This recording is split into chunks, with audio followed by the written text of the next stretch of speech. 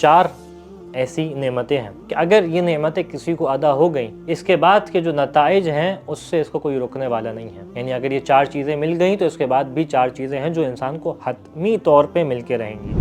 حدیث ہے امام جعفر صادق علیہ السلام سے، جس کو شیخ صدوق نے اپنی کتاب الخصال کے اندر نقل فرمایا کہ من اعطی اربعا لم یحرم اربعا، بیان کیا جس کو چار چیزیں مل گئی اس کے وہ چار چیزوں سے محروم نہیں رہے گا۔ پہلی چیز کیا ہے؟ من اعطی الدعاء لم یحرم العجابہ، کہ جس شخص کو دعا کی توفیق مل گئی یہ اجابت سے محروم نہیں رہے گا۔ یعنی اگر آپ دعا کر رہے ہیں اس بات کا یقین رکھیے یہ دعا مرحلہ اجابت تک ضرور پہنچے گی۔ اور یہ اب میرے اپنے الفاظ ہیں کہ یہ ہو ہی نہیں سکتا کہ انسان کی بارگاہ میں، کسی سخی کی بارگاہ میں کوئی کمزور، کسی طاقتور سخی کی بارگاہ میں کوئی کمزور آ کے مانگنے والا ہو اور یہ اس کو اپنے در سے خالی ہاتھ پلٹا دے۔ ہاں یہ تو ہو سکتا ہے کہ اس کے بہترین وقت کے لیے اس بات کو معین کر دیا جائے، لیکن یہ نہیں ہو سکتا کہ کسی سخی کی بارگاہ میں یہ فقیر سوال کرنے والا ہو اور یہ سخی اپنے در سے پلٹا دے۔ تو جس کو دعا کی توفیق ملے گی اس کو اجابت بھی ملے گی۔ پھر امام بیان کرتے ہیں من اعطی الاستغفار لم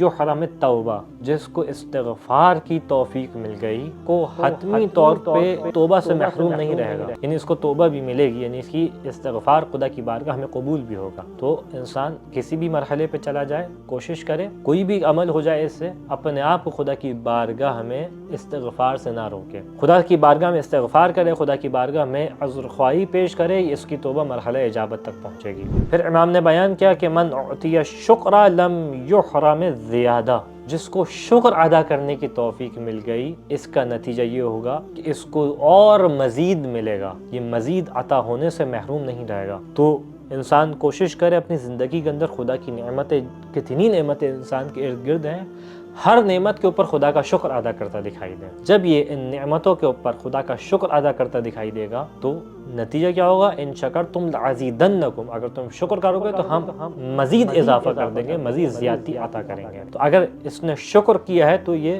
زیادتی سے محروم نہیں رہے گا۔ اور پھر امام علیہ السلام نے بیان کیا ومن اعطی الصبر لم یحرم الاجر، اور جس شخص کو صبر کی توفیق مل گئی یہ اجر سے محروم نہیں رہے گا۔ یعنی جو بھی شخص شاکر ہو، صابر ہو، اس صبر کا نتیجہ اجر الہی ہے جس سے یہ محروم نہیں رہے گا۔ خدا بند متعال سے دعا ہے کہ ہمیں اس حدیث شریف کے اوپر بہترین انداز سے عمل کرنے کی توفیق عنایت فرما۔ وآخر الدعوانا ان الحمد للہ رب العالمین۔